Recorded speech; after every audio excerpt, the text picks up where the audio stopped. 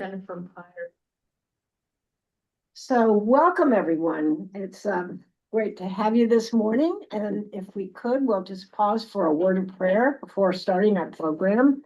Loving God, on this day that feels a little more like spring than winter, we come before you seeking wisdom and hope for a calmer, gentler, more just, and compassionate future. Open our minds and hearts as we gather to learn. Guide us as we listen to Courtney, who will help us understand how surveys are designed, what they reveal, and where their limits lie. Grant us discernment as we consider the claims we hear in the media, so that we may interpret them wisely and more thoughtful and make more thoughtful, informed decisions. May this time of learning together strengthen our commitment to truth, understanding the common good, and recognizing your love. In Christ's name we pray. Amen. It's with great, if you could, please mute yourselves, but anyway, but it's with great pleasure that I do welcome Courtney. Courtney has been a member and very actively engaged person at Bradley Hills for 4 years now. She has a wonderful family, I must say. I got to meet your kids a couple of Sundays ago, and your husband, and anyway. Courtney has quite a background. She's the Vice President of Methods and Innovation at the Pew Research Center. She's responsible for the design of Pew's surveys, data science projects, and methodological. Thank you. Research and development. She served as an election night analyst for NBC News since 2008. Prior to joining Pew, she designed surveys for ABC News, Washington Post, the U.S. Department of Labor, Centers for Disease Control, and the U.S. Air Force, among other places. Welcome, Courtney. Thank you so much. Spring day. Anyway, I'll let you take over, and we'll be listening after you. Well, thank you. It's a delight to be here this morning. Share some slides. Let's see if that comes through. Okay. So really happy to be here. Very happy to talk about polling and also how news organizations cover election night. The connection between those two things, and the reason I have experience with both of them, is that the goal of both polling and elections is really to try to summarize the opinions of the entire country. And the tools for doing that are kind of common between them. So I have a lot of slides. I have probably 30-40 minutes of prepared remarks, but that's a lot. We don't have to get to it all. I would love for you guys to, answer questions. Let me know if there's anything you want to talk about as I go along here. Okay, so I could get it to advance. Let me see here. 1 second. There we go. Okay. On one hand, polling might be kind of an unusual topic for an event like this, but I actually think it is an interesting topic for adult ed, because the reason that I've devoted my career to polls, that I love doing what I'm doing, is that fundamentally polling is basically an act of empathy. The whole point is to gather data and better understand how other people are doing, what their opinions are, what their experiences are, and to do that in a rigorous way to get accurate data. To give you one example, one of the surveys I felt most honored to have worked on in my career at Pew Research Center is we've done national surveys of Muslim Americans, and that got started after September 11th. You can remember back after the September 11th attacks, there was a lot of fear in the country, a lot of concern. There was a lot of skepticism and surveillance of Muslim Americans, a lot of questions about, what they thought about the attacks and what it was like for them to be Americans. And at Pew Research Center, we thought, well, it'd be wonderful to do a rigorous survey of that population and really give them a voice. How do they think about what's going on in the country right now? What are their views on it? Do they feel concerned about government surveillance?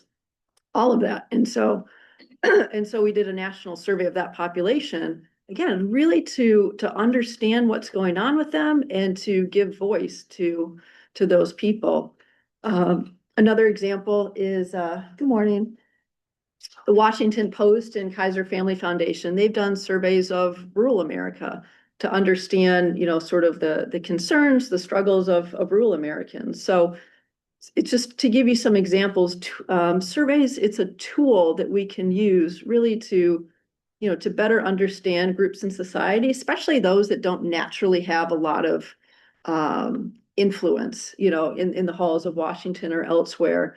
It can help us, gather good data and better understand our fellow Americans and even people around the world. Um, so at Pew, one of the things that I do is I talk to a lot of reporters and people in the public who are curious about polling and how does it work. And you can imagine, past few years, I've gotten a lot of hard questions about, really what's the point of polls? Does society really need them? What are they good for? And one way I think it can help to explain it is polls give us an independent picture of what's going on in the country. And by independent, I mean outside the government, right? Regardless of whether it's a Democrat or Republican in power, what polling is a way for independent, objective researchers to gather data about what Americans are thinking and what they're experiencing. And at Pew, we try to do, every year we do a multinational survey in like 40 different countries. And there are places in the world where polling is illegal, right? It is banned. And why is that the case? Because again, polling lets people outside the government say what's really going on, provide some data about what the public is actually going through. And in countries where there's sort of a, totalitarian or authoritative regime, they've banned that because it's not convenient for them to have other people saying what the public is actually thinking or experiencing. So that speaks to, I think, the power and the importance of having an independent polling sector. Um, Another sort of reason to think about why is polling valuable is it is really the only tool that we have that tries to understand the opinions of everybody in the country. And you might think, well, isn't that what elections do, right? We get to vote on our future leaders and people get to weigh in about the leadership of the country. And yes, elections are very important, but in terms of the information that they give us, they are limited in some key ways. In this country, as you know, voting is not mandatory. It's an option, and about a third of U.S. adults don't vote. And so, in terms of elections telling us how the public's doing, they leave out about fully a third of the U.S. population. Um, and there are some pollsters that are happy to not worry about that third of the population that really just focus on voters and likely voters. But there's plenty of polling organizations like Pew and others that survey everyone, that really measure the opinions of all Americans, regardless of whether they vote. So if you care about that whole third of the population, polling is really a tool that can be more informative than voting in a sense. Another aspect is that, with elections in this country, we have primarily a two-party system. So for a lot of people, when they're voting, most of them are just voting, with the two-party candidates in mind. Um, and in some elections, people don't like the candidates. In 2016, a lot of voters didn't like either Hillary Clinton or Donald Trump. And so, what can we really infer from that choice? What does it really mean for somebody to win an election if a lot of the voters really didn't like that choice? Also, so we had Donald Trump elected in November 2024. Does that mean that Americans support every policy position that he has? Just based on elections, we don't know the answer to that question. So that's where polls come in. If we want to know, okay, he's the president, but how do Americans feel about immigration? How do they feel about tariffs? How do they feel about, defunding USAID? All of those things, that's what we need polling data to tell us the answer to. So elections are very important, but they only give us sort of limited insight into what the public is thinking or wants to happen. So another hard question I get these days, very understandably, is, well, can we trust the polls? And when somebody asks me that, I say, well, we need to be more specific. You're asking me, trust the polls to do what? If you're asking me, Courtney, can we trust the polls to give us a high level read about how the public is thinking about a major issue, like abortion or immigration? Yes, that is actually what polls are really good at. So I'll give you two examples of things that polls can be trusted to do. One of them is, to track high level, what is the public sentiment about the sitting president? So this is the polling data of presidential approval from Joe Biden's administration. And what we see is that he started in office with sort of net approval, and that went negative in his first year of office. And he ended his term as president with fairly low approval rating. And it's interesting to think about, well, where did those lines cross? Those lines crossed when the US withdrew from Afghanistan. It was an event that, didn't go particularly well in the eyes of the public and really never recovered. And I mention it because Pew, Gallup, CNN, Fox, we all have the same data, right? So it's very clear that we've got a good read of how the public's views changed about Biden over the course of his administration. Another example is public opinion about same-sex marriage. And this has been very interesting because it's a major issue in society. And public opinion changed pretty quickly over a fairly short period of time, right? At the start of the century, most Americans said that they were opposed to the legalization of same-sex marriage. And that changed pretty quickly, to the point where, today we have a majority of Americans who support same-sex marriage being legal. And of course, we had the Supreme Court decision, I think around 2014, 2015, that legalized it. So when you think about trusting polls, I've studied this for 25 years, very confident that these high level sort of reads of public opinion on a major issue are very insightful and really do a good job of giving us insight into how the public is thinking. Now, if you ask me, well, Courtney, can we trust polls to predict the winner in a close competitive election? The answer is no. As much as I would like the answer to be yes, it's no. And it's just because polls, while they're good, there is a limit to how precise they can be. Polls have errors that creep in from a number of different sources. I could go more into depth on that if there's interest. There's sampling error, non-response error. There's a bunch of different reasons that make it so polls can be pretty accurate, but they're not going to be perfect.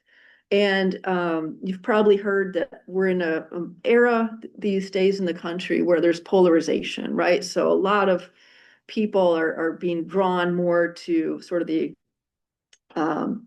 political parties. Feels like there's less people in the middle.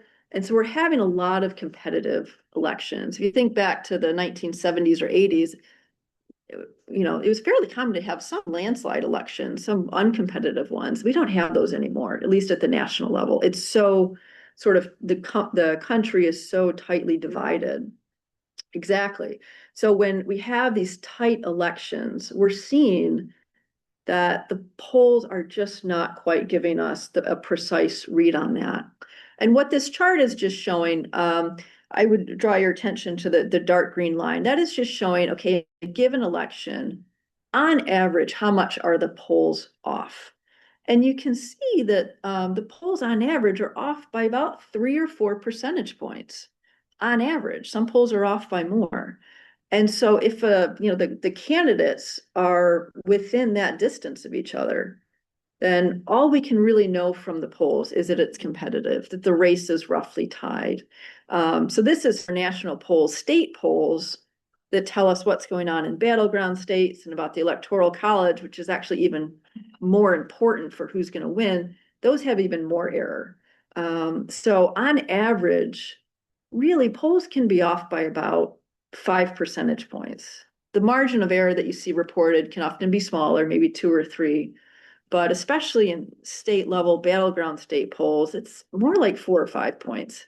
And so my advice to people is if you're looking at election and the candidates are within 4 or 5 points of each other, we don't really know who's going to win based on just sort of the limits to how precise polls are.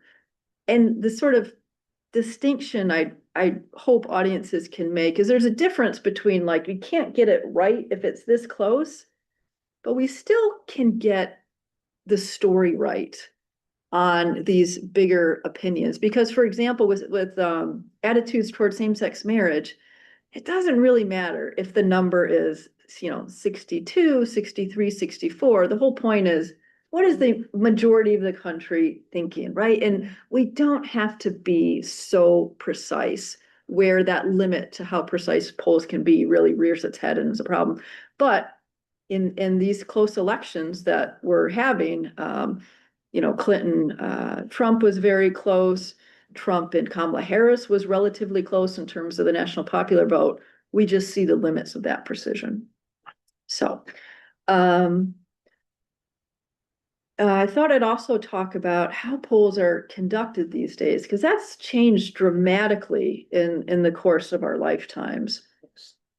Um, Most people sort of date the beginning of modern polling to George Gallup in the 1936 election. So back in sort of the earlier parts of the 20th century, polling was actually done in person with people knocking on doors and having a paper questionnaire and doing it that way. And that persisted for a few decades, because that was obviously before internet and before a lot of people had telephones in their homes. Once telephones became ubiquitous in the 70s and 80s, the polling field really migrated to phone polls. And at that time, it was calling landline phones. And in sort of the early 2000s, the polling industry um, started combining landline and phone. I actually did my dissertation about combining landline numbers and cell phone numbers in a poll and the logistics of how we do both of those things. So that was the dominant methodology for a while. And then I would say in the past sort of 15 or so years, there's been a tremendous migration to doing surveys online. Um, and I could talk for hours about how polling is done today. There's a lot of different ways. I would say one high level thing to know is there's a lot of variance. So, I mean, back in the 80s, pretty much all pollsters were doing the same thing. Everybody was sampling phone numbers and calling people at the dinner hour on phone numbers. There's tremendous variance these days. We still have some pollsters, we've got online pollsters, we have text polling. There's a tremendous array. Um, and so there's lots of diversity in how polling is done. And there's also a great range in the quality. Because one thing that's happened since the growth of the internet is that basically anybody can do a poll today. You've probably seen this. There's 100 websites where you or I could go right now and for a fairly small sum of money, a couple $1,000s, do a poll, right? And so when you have that technology where anybody can do a poll, it means that the barriers to entry in our industry are basically gone. I have a question in mind, just so you know. Oh, You can tell whether it's a legitimate poll or not with from a text message or whatever, but go ahead. I'll try to answer that. Yes, no, that's kind of what this slide is trying to get at. So how do you know if a poll is more trustworthy or less? I would say, and I'll be honest, there's no perfect silver bullet, especially if I mean, it's, as a professional, it's even a little bit tricky for me to figure that out, but for the general public, it's really difficult these days, to be honest. The biggest signal is frankly who did the poll. Is the organization that did the poll, have you heard of them? Are they, do they have a nonpartisan, trustworthy reputation or not? If it's an organization, a company you've never heard of, it doesn't mean the poll is necessarily wrong, but you want to have a really healthy dose of skepticism. So the biggest signal is who did the poll. The other thing that's really important is, was the poll just done online and recruited online, or was it recruited? Did they find the people in real life? That's the biggest distinction, because the high quality polling today still actually recruits people in real life. And it's important because that's how we can do random sampling and making sure that everybody in the country has a chance of selection. At Pew, at Gallup, ABC, we still do polling where literally all US adults have a chance of being selected for our polls. But there's a lot of polling these days that's not done that way at all. That's just recruiting people online through convenience samples. It's not random. Most people don't have a chance of being selected, but it's way cheaper. And so that's why it's done. So if I'm looking to see, can I trust a poll? I really look, how did they recruit people? The best polls today recruit by actually sampling from the US Postal Service. They have a list of all the residential addresses in the country, and we can draw a random sample from that, and everybody can have a chance of selection. So that's really sort of the gold standard way to do polling these days. And if I see a poll was just done online, I know that there's a lot of risks that poll is going to overrepresent young, urban, progressive people and probably not do a terribly good job representing other parts of the country. So hopefully that helps a little bit, but it is a tricky one. Yes, please. I can see how how you would choose a random sampling, but not everybody has to answer or wants to answer.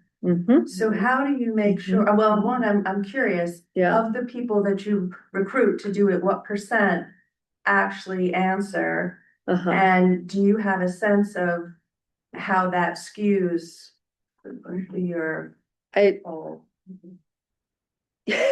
Oh, you were getting to, you as a I'm perfect. I'm sorry. No, don't apologize. No, don't. For thinking the same direction. Yeah, it's the natural next question. Okay. Please don't apologize. I just think I appreciate the I'll wait next. no, it's fabulous. It's perfect. It's exactly right. If you don't mind. Yeah, go ahead. So does Q primarily then use like phone calls, or how do you know if it's an actual person? Because I get text messages all the time and I really want to reply, but I'm very privacy conscious, so I don't. Yeah. But I'm assuming if you're trying to do one where you're actually determining that it's a person and not doing it online, and it does involve a fair amount of mail-in calls. That's right. That's right. So each year we sample about 15,000 addresses across the country, and we send, kind of like a FedEx package with cash inside. And we explain, hey, we're the Pew Research Center, you've been randomly selected. And so we start through the mail, and then we give people a choice as to whether they want to. Some people are more comfortable going online. A lot of young people prefer to do that, but other people would prefer to do it over the phone. But it's really the fact that we sampled addresses and we reached out to people who live at a known address, and we recruit, we use the next birthday, because if you have a household of maybe 4 adults that live there, we only interview one of them. So we say, who in your household has the next birthday? Please have them participate. So that's, We send them cash. we send cash at virtually every stage in the process, because that's to fight these low response rates, and people's time is valuable, right? And there's part of the cash is also trying to distinguish what we're doing from fraud, from people who are actually trying to sell you something, or people who are unserious and not really doing a scientific enterprise. So it's to reward people for their time, but also to signal that this is legitimate. Like we're recognizing your time is valuable and we're gonna compensate you for that.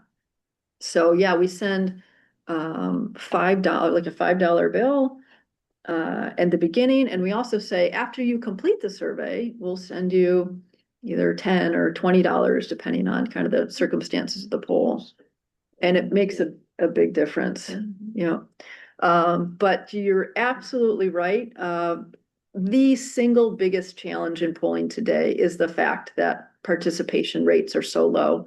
And again, that was not always the case. Back in the in-person days, it was common to get response rates in the 80% range. When the fields moved to telephone, that dropped a little bit, but was still pretty high. It was still kind of in the 70s. And it really went off. The response rates really took a nosedive. We have. Oh, please, yes. Well, this is probably inferring another question. Okay, wonderful, yeah. It seems to almost mirror the trust level towards institutions in our country. Yes, 100%. I didn't put that on this slide, but I think that that is absolutely true. The other driver for us that killed phone polling was the rise of telemarketing.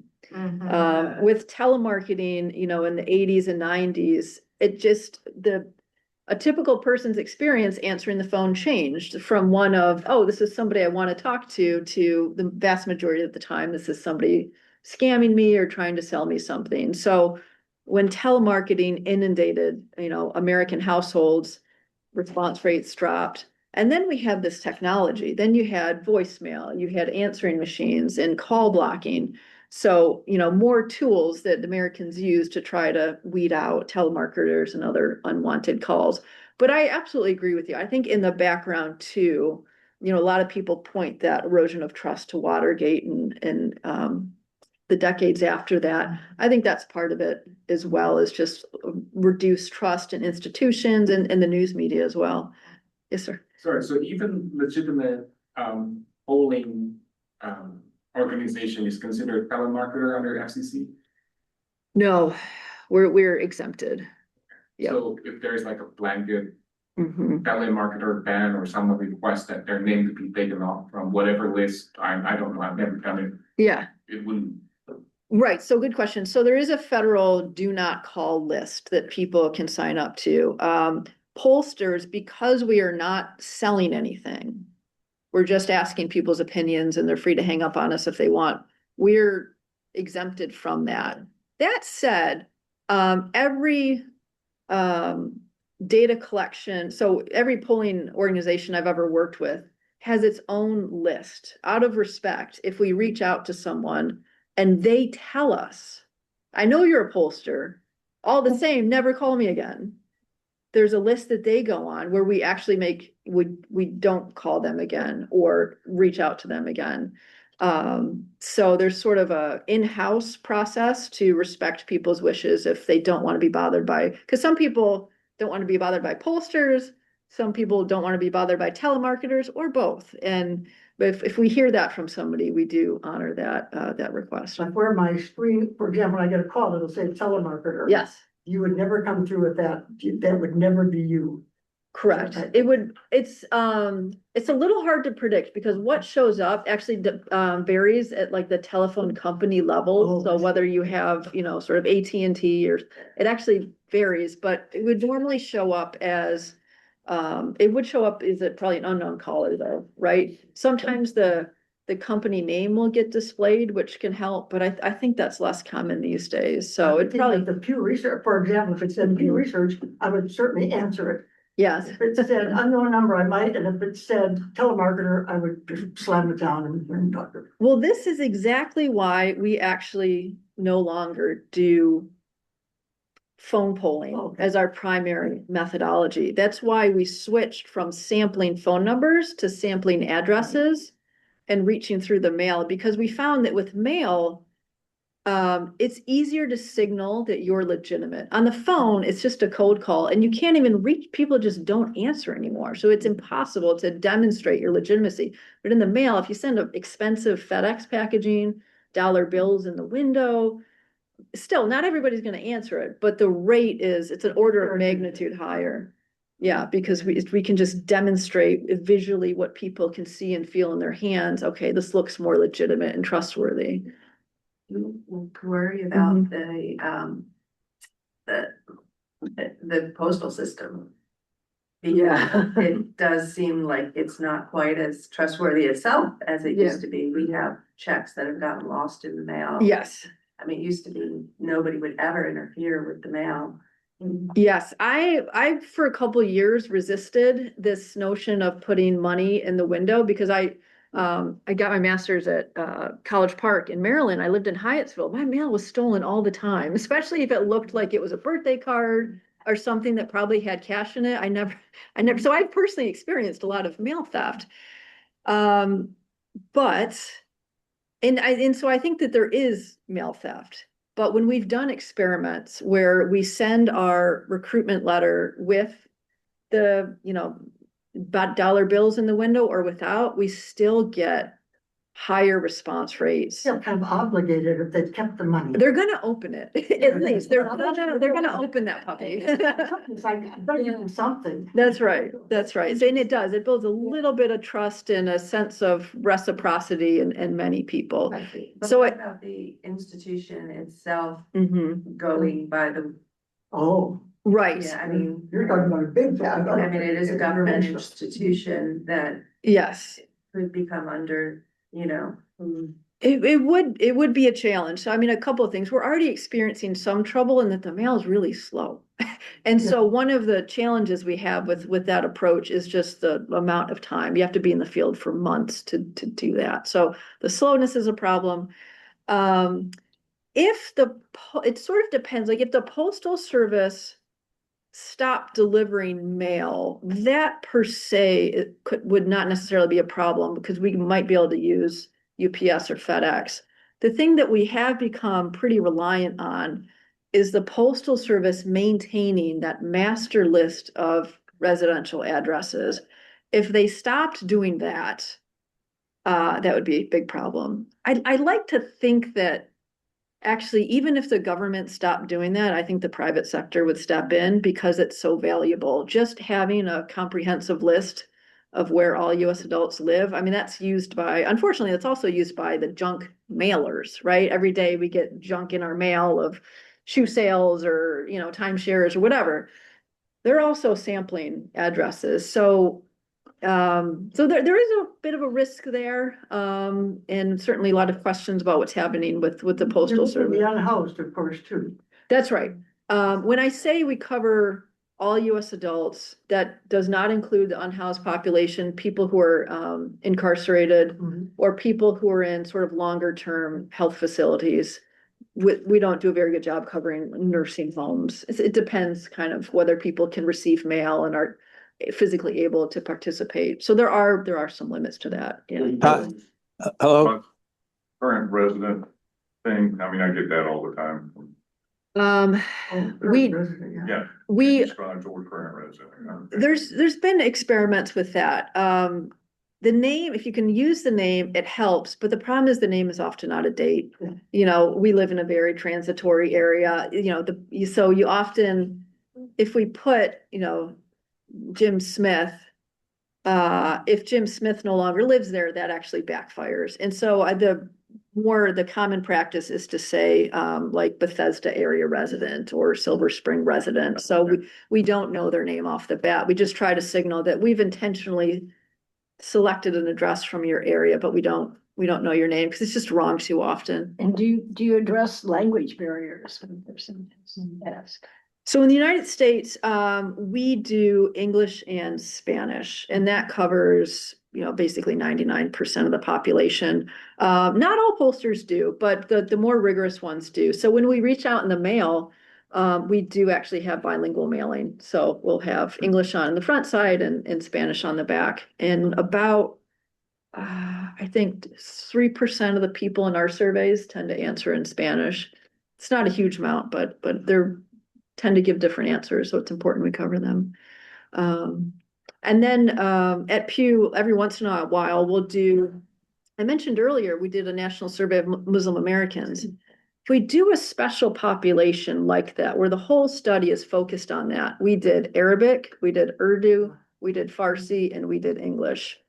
We've also done surveys of Asian Americans. We did 7 different languages between Mandarin, Tagalog, Vietnamese, Japanese. So for a typical poll that you might see reported in the news, it's just usually representing English and Spanish speakers, but those more custom polls will be more comprehensive. Yes. Citizenship, when you mentioned that the government, the USPS maintains a list of the addresses of adults. Yes. They also, in there, from USPS, include citizenship information. No. No, okay. No, they do not. It's the Postal Service just maintains information so that they can deliver the mail. So it's the address, and there's maybe like characteristics about like apartments are kind of tricky for logistical reasons. So they're just maintaining address. But there is a whole commercial space. If you've heard the Experian, a lot of the companies that actually do credit ratings are very involved in these companies are so big. They have their own list of what they try to get all Americans United States. And they'll try to have people and their addresses and as much information as they can get. They tried and they get like are you a pet owner? Are you pregnant? Like all that stuff. And that's where there's this whole world of third party sort of data marketers and stuff. And that's probably a whole nother conversation. But so my point is like, there's this sort of core list of addresses, but there's a lot of companies that append commercial data to that. And depending on what you're doing, it may or may not be useful, but that commercial data tends to have a lot of errors in it. Okay, so yes, response rates are quite low these days, and which leads to the key question, well, how much does that matter? Does that mean that polls don't work anymore? So there's been a lot of research on this question, some of which my colleagues and I have done at Pew. And it's a little bit complicated, to be honest. Whether a low response rate means that the poll is wrong, it really depends on what you're studying. In particular, like, is what you're studying, the attitudes or experiences you're trying to estimate in the poll, is it correlated with whether or not people are likely to take surveys or not? That's the key question. And I can give you some examples where we've seen a lot of data that assures us that there's not a connection. So polls do a good job estimating things like the smoking rate in the United States, the employment rate, the marital rate. And the reason we know that is because for things like this, the government has very high quality data, right? The government does these enormous surveys, some of which participation is mandatory, actually. They do in-person, so they pull out all the stops. They can still get a pretty high response rate. The best federal surveys still get about 70-75% response. And so then we can sort of test our polls by trying to measure those same things and see if we can get data as accurate as that. So there's some things where the polls still do quite well.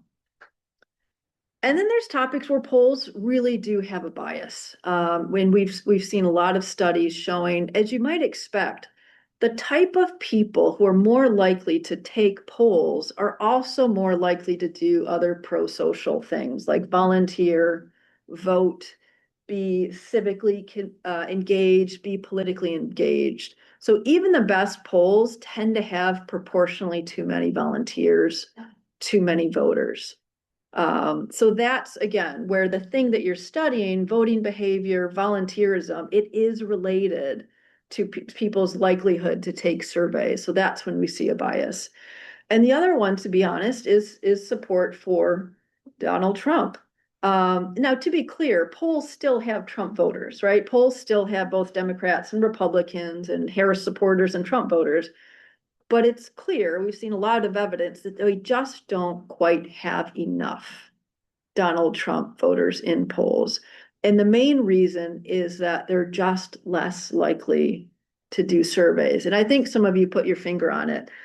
I mean, it's a complicated thing of why that's the case, but we think a fundamental reason is trust. right? A lot of Trump supporters are just less trusting of institution these days, certainly less trusting of some of the major news media who sponsor a lot of polls. And, the president himself has been very critical of the polling industry and saying polls are a hoax and, this, that, and the other. And to the extent that his supporters listen to that and agree with it, it's not shocking, right? That they're less likely to take surveys than others.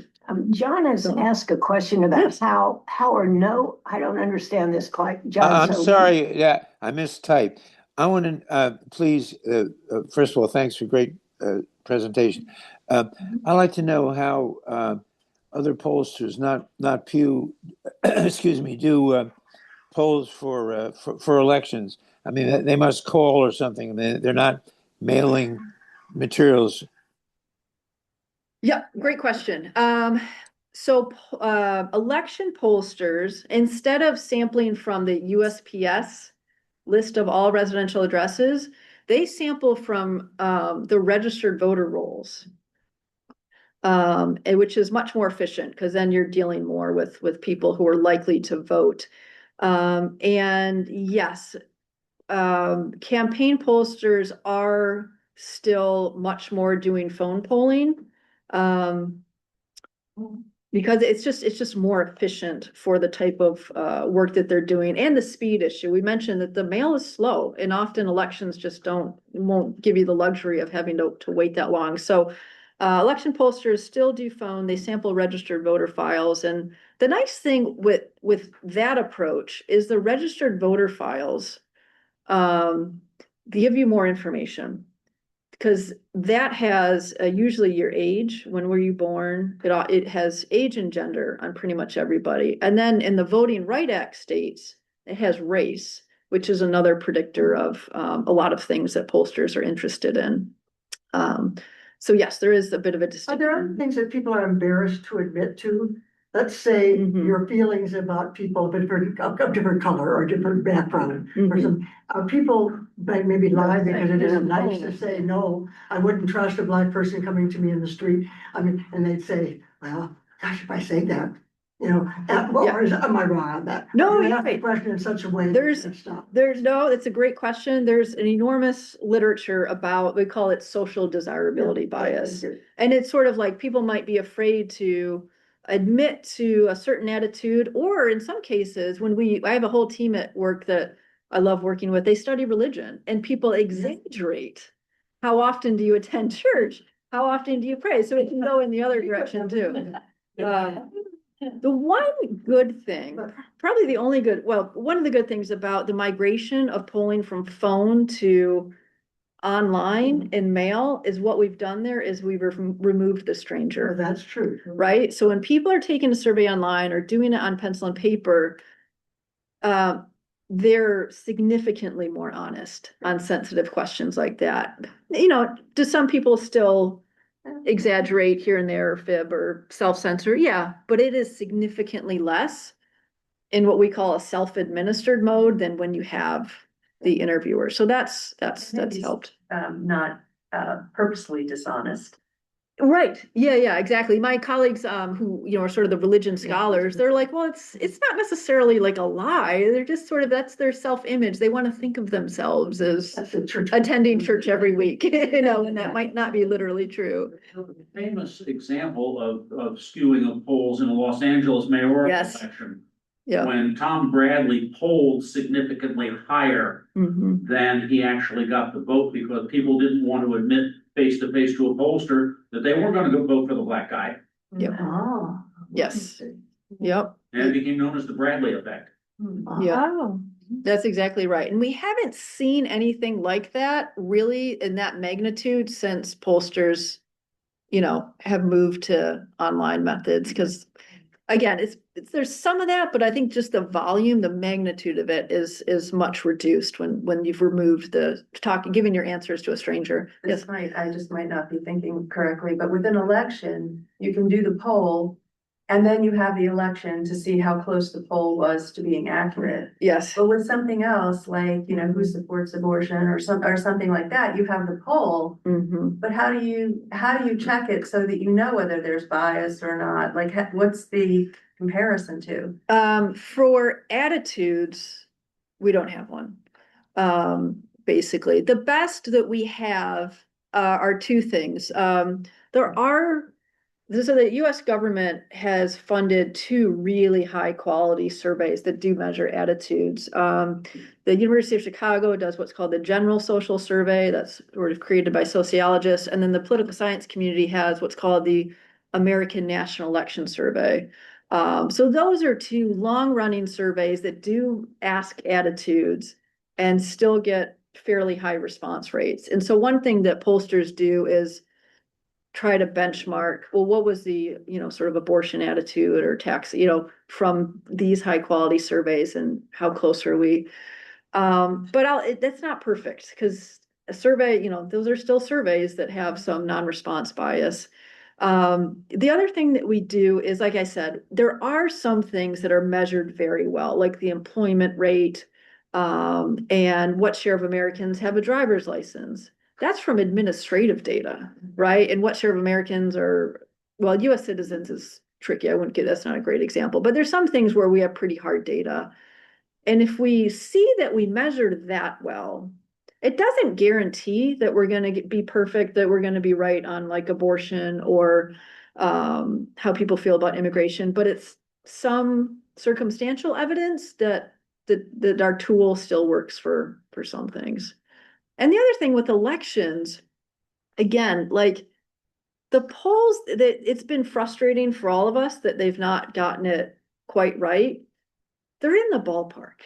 They are in the ballpark. Like even in 2016, when it was bless you, really, widespread shock and like frustration at polling, Hillary Clinton won the national popular vote. And the polls said she was going to win the national popular vote, right? So that wasn't crazy far off. They'd struggle more with these state level polls and getting the electoral college right for reasons I could go into. But my point is, like, even on politics, yeah, they're struggling to perfectly capture Trump support. But they're off by, as I showed you, 3-4 points. And if within 3 or 4 points is good enough, we're there. But with these very close elections, it's just really biting us because we're just not precise enough to get that. Yeah. Courtney, do you end up adjusting the data ever, knowing that you are having a high probability that you say undersampled the Trump vote? Yep. Is that part of the gig? That's my other slide. You guys. No, I love it. It validates the logic of my presentation. So yes, what are pollsters doing about this? I'll be honest, I've spent the last 10 years of my professional life trying to fix the fact. So, I mean, what's going on? Why have we seen errors in recent elections? It is fundamentally the fact that the people who are more likely to take surveys these days are more likely to be Democratic voters in every poll. Like this is just an industry-wide phenomenon. And I'll nerd out a little bit. The reason why that's the case, I don't know if you've probably like heard people talk about that. The Democratic Party used to kind of be the party of blue collar folks, right? FDR Democrats. That changed with Donald Trump around 2016, and there's other reasons, globalization, whatnot. But the Democratic Party is now the party of largely the educated, more, not, just I'm talking in averages here, right? But people who have graduate degrees, people who have sort of high levels of formal education, those are more likely to vote Democratic now. And Donald Trump, especially with the white working class, he's got a stranglehold on that vote. So what I'm getting at is how education relates to politics has flipped from, sort of less educated folks being Democratic to now being Republican, and the more educated folks being Republican to now Democratic.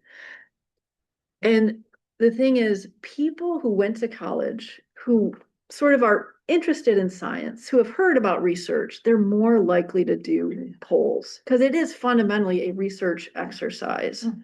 And so when you have college educated people more likely to take surveys and now way more likely to be Democrats, that's what's driving this phenomenon, really. So when I entered the polling industry around 2000, this was not the case. The response rates were already declining. They were already pretty low, but whether somebody was a Democrat or Republican was not predictive of whether they were going to take a poll. It just wasn't.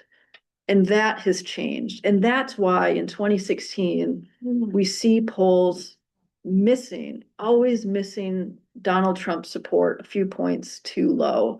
And so sort of societal force there that's driven that is how education relates to politics, because education is a big driver of survey participation. Again, we get high school grads, we get non-high school grads in surveys, but we don't get enough of them. We have to weight them up. And the ones that we do get are just not as representative as we need them to be. Okay, but then to get back to the question, what are we doing about it? We're trying everything. And it's not because I'm a Republican or a Democrat or anything. We just want the survey to be accurate. And I know everybody who polls at, Fox, CNN, ABC, we all just want to be accurate. And we recognize we've had this bias in polling since sort of Trump became a national figure. Okay, so one of the most effective things to fight this bias is to give people a choice in how they participate. The polls that are just online, they are much more likely to skew young, progressive, and Democratic. Just think about who you know that's a really heavy internet user. Children. More urban, more resource. They're just more likely on average to be Democrat. And think about who you know who doesn't use the internet, right? More likely to be Republican, more likely to be conservative. Older, absolutely. Yeah. Absolutely, yes. Age is a huge driver of this. And so the best surveys that are done these days at Pew, we actually give people the choice of pencil and paper, phone, or online. And we see if you offer that paper option, first of all, it's really popular. It's actually the most popular option. You think in this day and age, everybody's online, wants to take surveys online. That's harder, you have to take more time to scan the. Exactly. That's the problem, is it takes us 4 months to do that. Yeah. But we bring in way more Republicans and Trump supporters if we give these other options, especially an offline option. So that's one way to fight it. As you were getting at, we also, we recognize, okay, the Trump supporters are less likely to respond. So we try to fix that in part on the front end by giving them a higher rate of selection. So bringing more of them proportionally into the surveys to begin with. And then also on the back end, every good poll these days is weighted. And by weighted, I mean it's statistically adjusted to try to look like the US public. When I entered polling, we would just wait on a few variables. We make sure that the age distribution is right? So that if we had too many older people, we would weight them down a little bit and weight up the younger people so that the final poll estimates reflected the public. So we used to just do that on age, gender, education, few variables.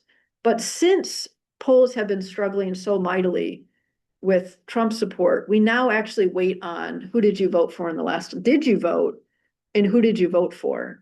So that way, in a Pew poll today, if you look at, well, how did the people who answered that survey vote? It exactly matches the 2024 election. Because if we don't do that, there's too many Harris supporters. Not by a lot, but by enough that we just want to reduce that bias. So that's the other big way that we're trying to address this. Yeah. So with the biases and the undersampling, I was just wondering, because honestly, other than Pew, I have no idea about the other polling companies. I don't know them. Mm-hmm. So I guess why not be more visible? Perhaps roundabout, if government's going to use some of these results to make public policy, right, why not frame polling as part of your civic duty? Right? I mean, that's what elections for, that's what referendum is for, and I guess that's what polling is for in many ways. Yeah. Or in perhaps in areas where we know there's undersampling of, for example, Trump supporters, why not polling companies or institutions do more like image campaigns that look, we are actually good company, like your voice matters, so sort of like hey, participate. A colleague in my office suggested we take out a Super Bowl ad. Try to do that. So there's I think two answers. One is money. To actually do a national public, sort of PR campaign to try to improve the status of a given pollster or the whole industry, we just don't have the money. I work at a nonprofit and, we run on a budget of $40 million a year. And we just don't have the money to do a national advertising campaign. It is a good idea. It's 100% a good idea.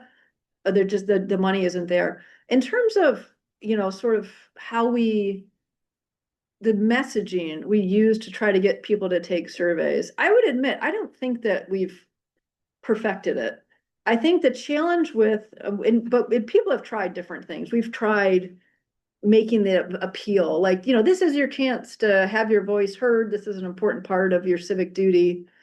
The challenge with that is that argument is more effective, again, with college grads than it's going to be with people with less formal. And so that's a big reason why I'm a big fan of the cash incentives, because it tends to cut through what specific message you're making and just really it can be, a signal of appreciation of value, kind of regardless of what your political views are.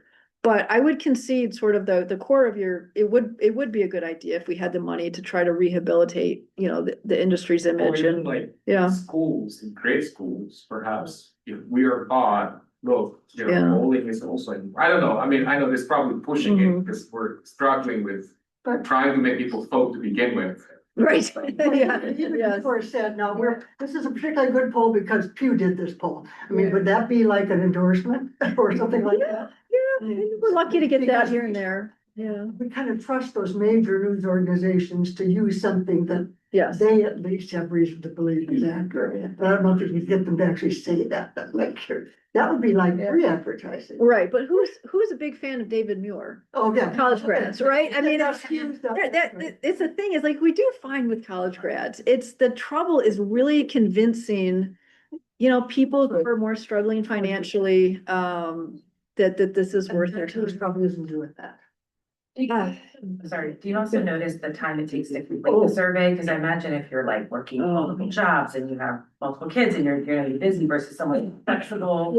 Doesn't have any kids, at home all day, like I might be more willing to, fill out the survey if it's 5 pages versus someone who has like 5 minutes to do this. So. Yeah, no, that's a really important point. At Pew, we cap every survey at 15 minutes.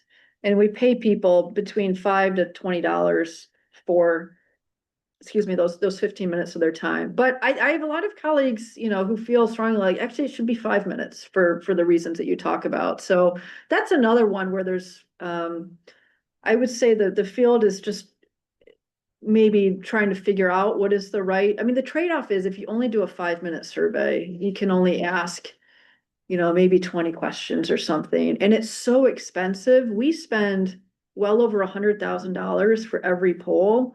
And to only get sort of like 20 questions worth is just, there's this trade-off, right? Between how much money you're pouring into this versus how much information you're getting from people. You might get a better response rate, but less depth than the right. But you're absolutely right. I mean, as time goes on, the amount of time that we can realistically have with people goes down and down, and it's gone down in my career. Time.